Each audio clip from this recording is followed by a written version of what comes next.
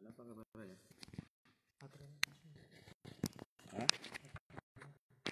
Baterainya?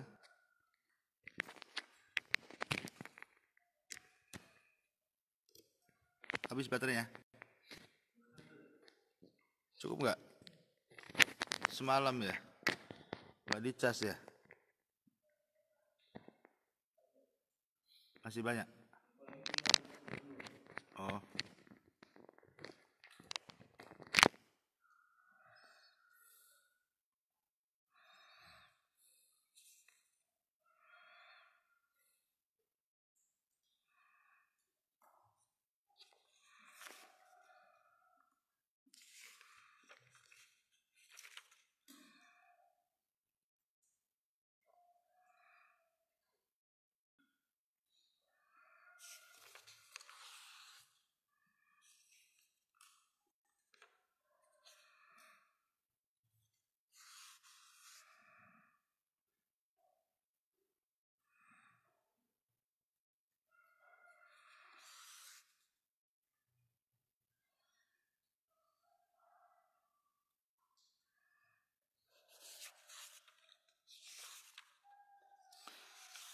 Bismillahirrahmanirrahim.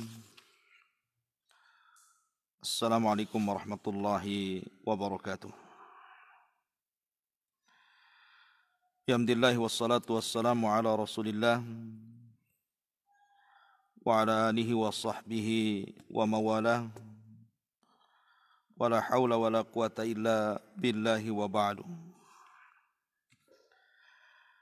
Qala Allahu azza wa jal: Ya ayyuhalladzina amanu taqullaha haqqa tuqatih wa la tamutunna illa wa antum muslimun, amma ba'du. Alhamdulillah, di pagi hari ini kita bisa melanjutkan kembali kajian kita, masih membahas tentang a'lam as-salaf atau a'immatul huda. Dan pembahasan di pagi hari ini kita akan membahas satu imam yang sangat mulia, Al-Imam Az-Zuhri rahimahullahu ta'ala. Dia adalah Muhammad ibn Muslim ibn Ubaid ibn Abdullah ibn Shihab ibn Abdullah ibn Al-Harith ibn Zuhri, atau dikenal dengan Al-Imam Zuhri rahimahullahu ta'ala. Imam Zuhri ini adalah seorang alim min ulama'il Madinah dan termasuk fuqahanya, ahli fikihnya kota Madinah. Dan banyak pujian para ulama yang mengalir kepada Imam Zuhri ini karena dia banyak meriwayatkan.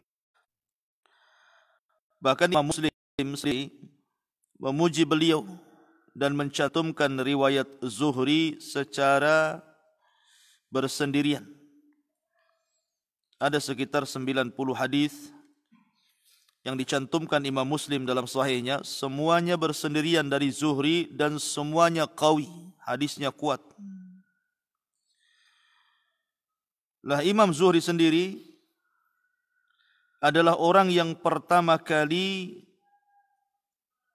dawwanal ilma wa kutubahu. Betul-betul ilmu itu dijadikan sebuah tulisan, kemudian dicatat,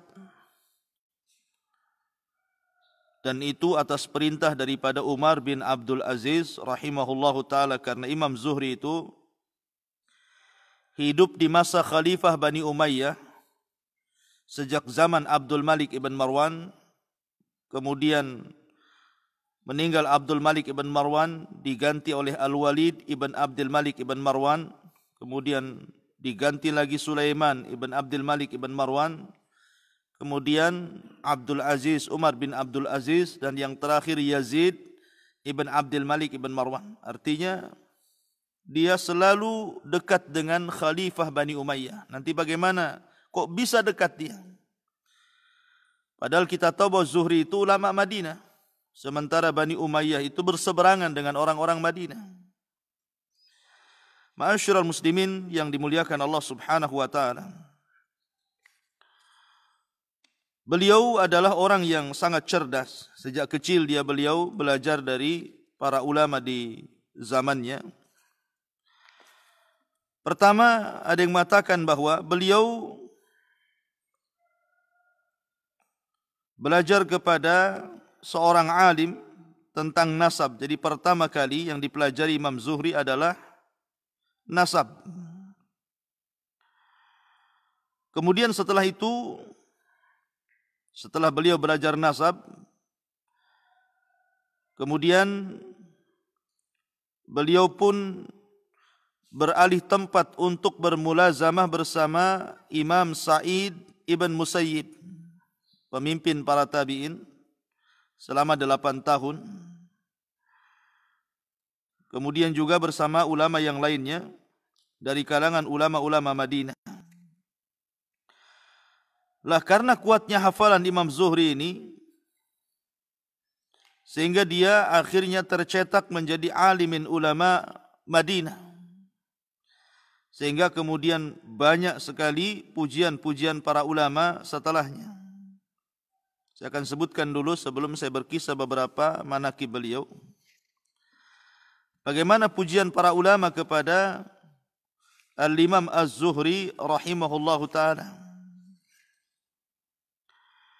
Ma'asyiral muslimin yang dimuliakan Allah Azza wa Jalla, di antara pujian para ulama yang disebutkan di dalam kitab-kitab, di antaranya berkata Imam Ahmad ibn Hanbal, ahsanun nasi hadithan wa ajwaduhum isnadan Az-Zuhri.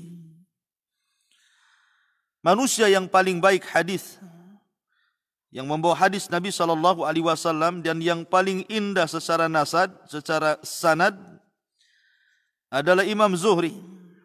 Ini pengakuan Imam dunia, Imam Ahmad. Kemudian juga disebutkan oleh Al-Imam Al-Laits ibn Sa'ad, alimin ulama'il Misr. Beliau mengatakan, wa kana Zuhri askha man ra'aitu yu'ti kulla man ja'a wa sa'alah hatta idza lam yabqa indahu syai'un istaslafa wa kana yut'imun nas ats-tsarid wa yuskihim al-aslah. Zuhri itu orangnya paling dermawan. Dia akan memberi kepada siapapun yang datang dan meminta kepadanya. Sampai kalau tidak ada barang yang diberikan, maka dia pinjam dulu untuk memberi makan manusia dengan makanan yang enak, tsarid, roti yang sangat enak, dan memberi minum dengan minum madu. Begitulah Zuhri. Selain daripada pakar di dalam ilmu hadis, tetapi dia juga orangnya dermawan. Coba bayangkan ada orang yang meminta, setiap orang yang minta dikasih. Kalau kita kan setiap orang yang minta dihalau kan itu. Beda.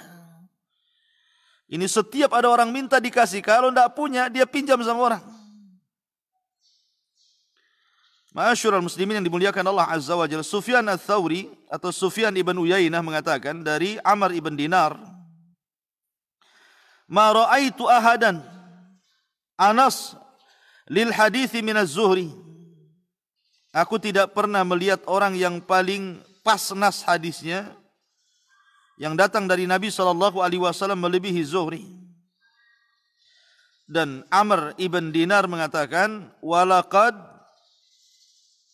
kemudian jalastu Jabiran wa ibn Abbasin wa ibn Umar wa ibn Zubair fama ra'aitu ahadan asyaq lil hadithi min az-Zuhri. Padahal kata Amr ibn Dinar, aku pernah duduk bersama Jabir bin Abdullah, Abdullah ibn Abbas, Abdullah ibn Umar, Abdullah ibn Zubair, maka aku tidak pernah melihat orang yang paling baik siak hadisnya melebihi Zuhri. Kemudian Muhammad ibn Sa'ad mengatakan, kana Zuhri thiqatun kathirul hadis wal ilmi wal riwayah faqihan jami'an. Zuhri itu orangnya thiqah, banyak hadisnya, banyak pengetahuannya, banyak riwayatnya, dan dia seorang faqih yang luar biasa. Bahkan Anas ibn Malik, kalau sudah dipuji oleh Imam Malik yang sangat mengagungkan hadis Nabi SAW, cukuplah kehebatan dan kemuliaan Zuhri ini. Kata Anas, ma adraktu bil madinati faqihan muhaddithan ghaira wahidin faqultu lahu man hu faqala Ibnu Syihab az-Zuhri. Aku telah mendapatkan di Madinah itu banyak orang faqih, banyak orang yang ahli hadis, bukan hanya satu. Akan tetapi saya kagum dengan seorang Ibnu Syihab az-Zuhri rahimahullahu ta'ala. Ma'asyiral muslimin yang dimuliakan Allah Azza wa Jalla. Setelah kemudian Imam Zuhri rahimahullahu ta'ala belajar kepada beberapa para sahabat Nabi sallallahu alaihi wasallam, kemudian juga beberapa kalangan para tabi'in, maka mulailah kemudian dia rihlah, melakukan perjalanan ke mana? Ke Syam.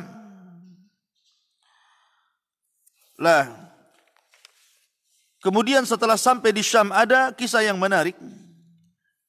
Kisah menarik. Dan disinilah sejarah Imam Zuhri kemudian terkait dengan Khalifah Bani Umayyah, para khulafa Bani Umayyah. Padahal kita tahu bahwa sekali lagi antara Syam dan Madinah itu enggak akur, ya. Karena memang Madinah lebih kepada Ali radhiyallahu an, sementara Syam lebih kepada Muawiyah bin Abi Sufyan. Itu sejarah dulu. Sampai kepada anak cucunya terjadi khusumat, terjadi permusuhan sampai Ali radhiyallahu an itu dicela habis-habisan. Dicela habis-habisan. Sampai ada satu kisah menarik. Sebelum saya kisah bagaimana keterkaitan Imam Zuhri ini dengan Bani Umayyah. Jadi Imam Zuhri ini suatu ketika masuk kepada salah satu khalifah Bani Umayyah. Ketika itu di mana Imam Zuhri ini berdua bersama Urwah ma'ruf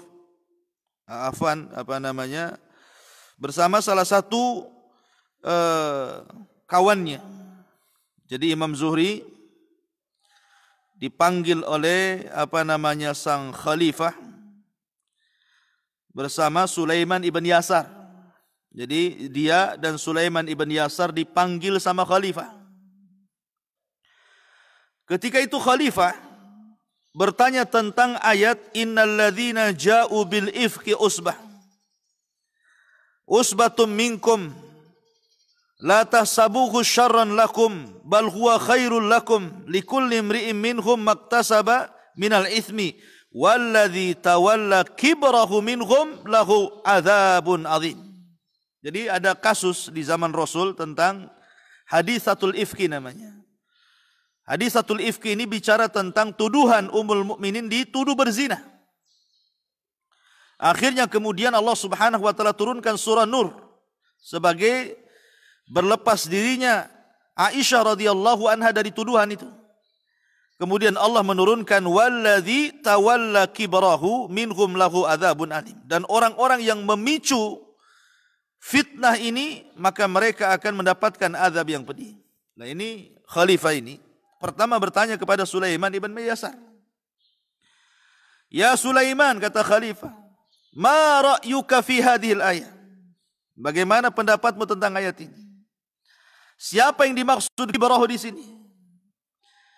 Maka Sulaiman ibn Yasar mengatakan dia adalah Abdullah ibn Ubay ibn Salul, Ra'sul Munafiqin. Maka khalifah bangkit kemudian marah dan mengatakan kadzabta, dusta kamu. Kibrahu di sini adalah Ali ibn Abi Talib radhiyallahu an. Dia ingin mencela Ali masalahnya. Karena memang orang-orang Bani Umayyah tidak suka dengan Ahlul Bait. Kadzabta, dusta kamu. itu bukan Abdullah ibn Ubay bin Salul, tapi yang dimaksud Ali bin Abi Thalib. Sulaiman ibn Yasar ketika itu hanya ngangguk-ngangguk saja. Kata Sulaiman, itulah yang saya ketahui wahai khalifah, dan engkau punya pengetahuan sendiri. Akhirnya khalifah melirik Imam Zuhri dan mengatakan, ya Zuhri, ma ra'yuka fi hadil ayat? Wahai Zuhri, apa pendapatmu dengan ayat ini?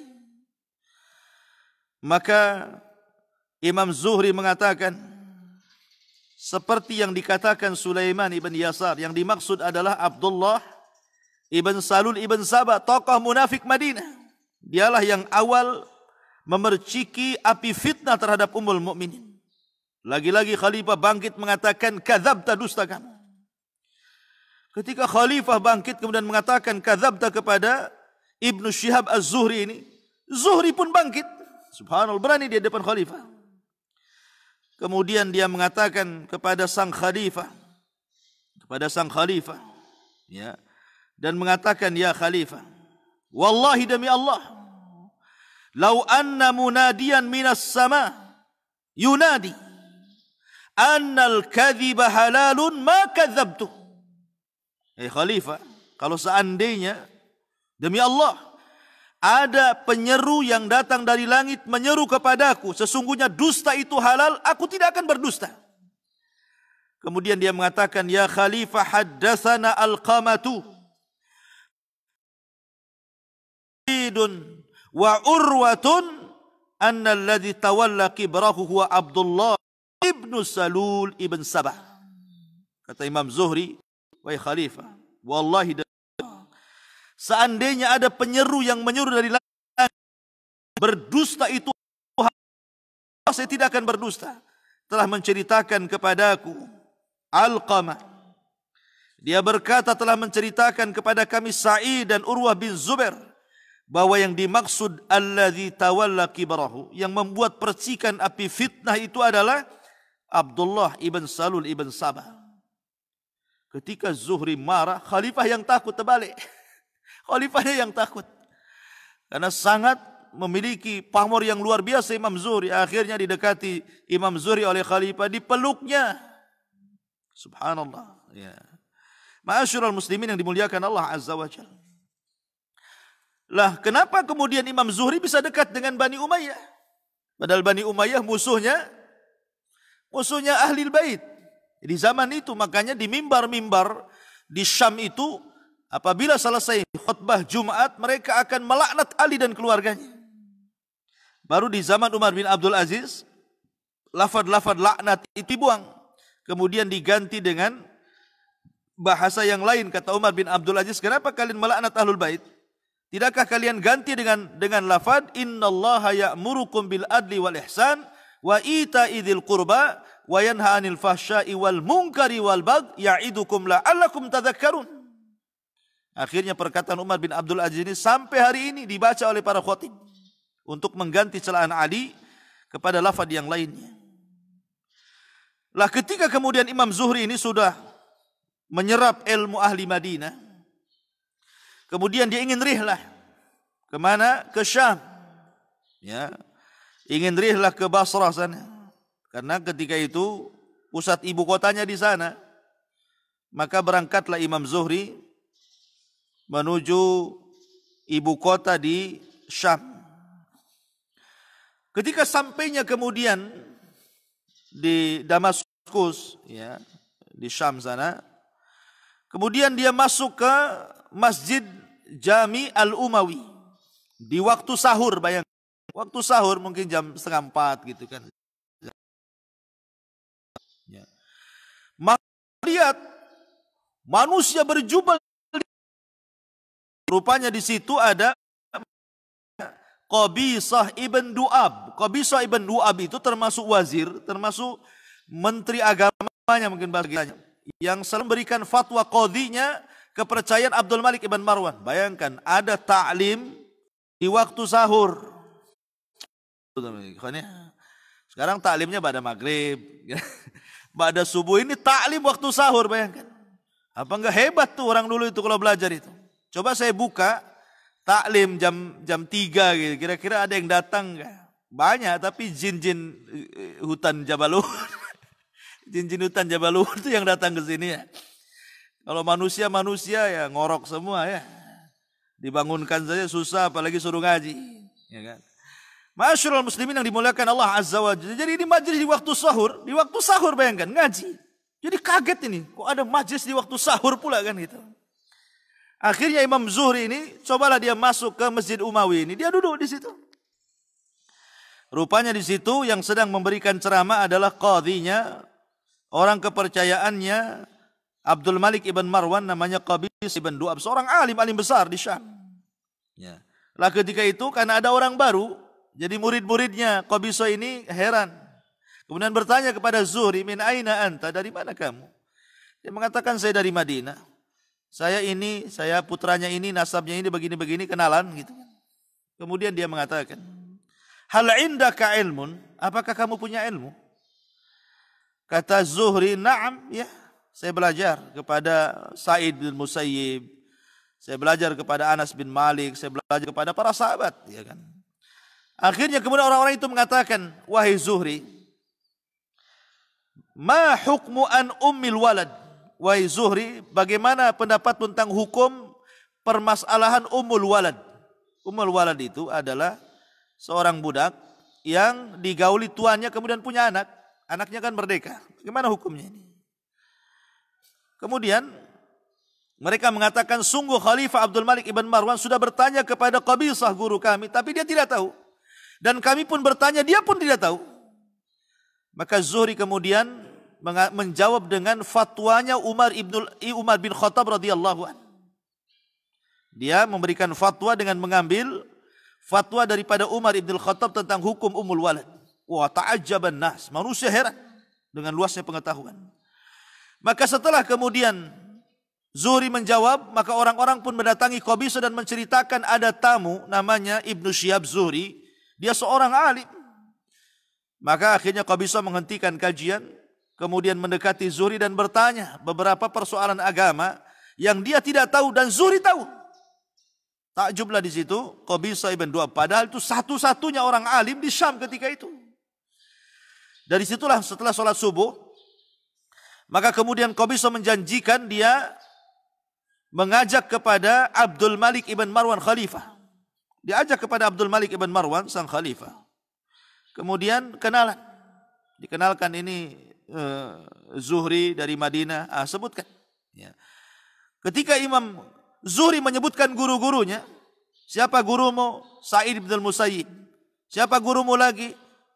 Abu Bakar ibn Harith. Kemudian terus disebutkan, lah Abdul Malik ibn Marwan itu dulu sebelum terfitnah menjadi khalifah, dia seorang fuqaha Madinah masalahnya. Abdul Malik ibn Marwan itu ulama sebelum menjadi khalifah masalahnya. Dia ulama Madinah, jadi kenal siapa Sa'id ibn Musayyib, ya kan? Kemudian para fuqaha Madinah, karena dia sendiri fuqaha Madinah masalahnya sebelum menjadi khalifah. Dia takjub, akhirnya dia bertanya tentang berapa soalan dan dijawab oleh Zuhri. Takjublah di situ sang khalifah. Ya. Lah dari situlah kemudian bertanya soal waris, ya bertanya macam-macam. Maka sejak itulah maka akhirnya sang khalifah tertarik dengan Zuhri. Kemudian sang khalifah meminta agar Zuhri selalu dekat dengan dia, menjadi penasehatnya. Sejak itulah Imam Zuhri dekat dengan Khalifah Bani Umayyah. Makanya ketika dia meninggal, kemudian datang Al-Walid ibn Abdul Malik, kemudian Sulaiman ibn Abdul Malik, Umar bin Abdul Aziz, sampai kepada Yazid ibn Abdul Malik dan wafat di zaman Yazid, maka Imam Zuhri selalu dekat dengan Khulafa Bani Umayyah. Ma'asyiral muslimin yang dimuliakan Allah Subhanahu wa taala. Imam Zuhri di antara syuyukhuhu wa talamidhuhu, di antara syekhnya di antaranya adalah Sahal ibn Sa'ad, seorang sahabat Nabi, Anas ibn Malik, kemudian As-Sa'ib ibn Yazid, Abdullah ibn Tha'labah ibn Sughair, kemudian juga Malik ibn Uwais, Sa'id ibn Al-Musayyib, dan ini yang paling lama, dia bermajlis banyak mengambil istifadah ilmu itu dari Sa'id ibn Musayyib. Dan Sa'id ibn Musayyib itu menikah dengan salah satu putri daripada Abu Hurairah radhiyallahu an, dan dia adalah kibarut tabi'in, bahkan sayyidut tabi'in. Ma'ruf, mertuanya Abu Hurairah. Siapa yang tidak kenal Abu Hurairah radhiyallahu an? Tentu dia akan mendapatkan banyak ilmu dari mertuanya. Lah, 8 tahun Imam Zuhri ini belajar kepada Sa'id ibn Musayyib. Kemudian belajar kepada Alqamah. Alqamah ma'ruf, imamatud dunya. Urwah bin Zubair, itu kan ulama-ulama hebat di zaman itu. Abu Idris Al-Khawlani, Qabisa ibn Du'aib, Abdul Malik ibn Marwan. Sampai dia belajar juga kepada Abdul Malik ibn Marwan, padahal khalifah itu. Salim ibn Abdullah, dan begitu seterusnya. Dan murid-muridnya, di antaranya Atha bin Abi Rabah. Ma'ruf, menjadi alim ulama besar, Atha bin Abi Rabah. Amr ibn Dinar, Qatadah ibn Di'amah, Zaid ibn Aslam, kemudian Ayub As-Sikhtiyani, Yahya ibn Said Al-Ansari, Abu Zinad, Saleh Al-Kisani, Uqail Al-Khalid, Muhammad Al-Walid Az-Zubaydi, Muhammad ibn Abi Hafsah, dan banyak sekali ya, yang menjadi murid di antaranya Imam Auza'i, Syuaib ibn Abi Hamzah, Imam Malik, Imam Laits. Itu semua adalah murid-murid daripada Imam Zuhri rahimahullahu ta'ala. Lah, Imam Zuhri ini banyak sekali perkataan-perkataan mutiara yang banyak diambil para ulama. Di antaranya adalah beliau mengatakan, istaghfiru min syai'in la tamussuhun nar. Perbanyak oleh kalian melakukan sesuatu yang api neraka tidak menyentuhnya. Qila wa mahu, apa itu yang dimaksud wahai Zuhri?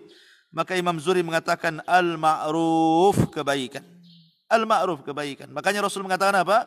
La tahkiranna minal ma'rufi syai'an walau an talqa akhaka biwajhin talqin. Jangan remehkan kebaikan sekecil apapun. Ya. Karena terkadang amalan yang kecil itulah menjadikan bab min abwabil jannah. Pintu dari pintu-pintu surga.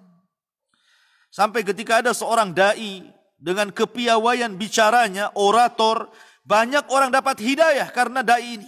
Karena seorang ulama ini. Ketika sebelum wafatnya dia bermimpi, dipanggil oleh Allah Subhanahu wa ta'ala. Kemudian setelah itu dikatakan kepadanya, ma fa'alallahu bik. Apa yang Allah lakukan kepadamu? Maka sang duat, sang dai ini mengatakan, Ghafarallahu, ghafarali rabbi, ghafarali rabbi. Allah telah mengampuni dosa-dosaku. Kemudian dia mengatakan, apakah lantaran engkau berdakwah ke sana kemari banyak orang yang dapat hidayah karena lisanmu? Dia mengatakan, lah, bukan itu. Kemudian dikatakan, dengan apa Allah mengampuni dosa-dosamu? Maka dia mengatakan, bidinarin tasaddaqtu bihi. Bidinar tasaddaqtu bihi. Dengan 1 dinar yang pernah aku sedekahkan dengan ikhlas. Rupanya bukan karena dakwah dia, tapi karena keikhlasan sedekah 1 dinar itulah yang menjadikan Allah mengampuni dosa-dosanya. Sama dengan kisah Zubaidah, salah satu istri Harun Ar-Rasyid. Zubaidah ini dikenal sampai hari ini. Istri Harun Ar-Rasyid namanya Zubaidah itu sangat dikenal di Saudi. Antum kalau berangkat ke Saudi, kemudian bertanya tentang Ainuz Zubaidah, mata airnya Zubaidah, semua orang Saudi tahu. Ya, Ainuz Zubaidah, mata airnya Zubaidah. Kenapa kemudian disebut Ainuz Zubaidah, mata airnya Zubaidah? Karena di masa Khalifah Harun Ar-Rasyid, ini istrinya Zubaidah ini, dia haji, dia melihat banyak orang yang mati kehausan. Jamaah haji yang ribuan dari mana-mana itu banyak orang yang mati kehausan.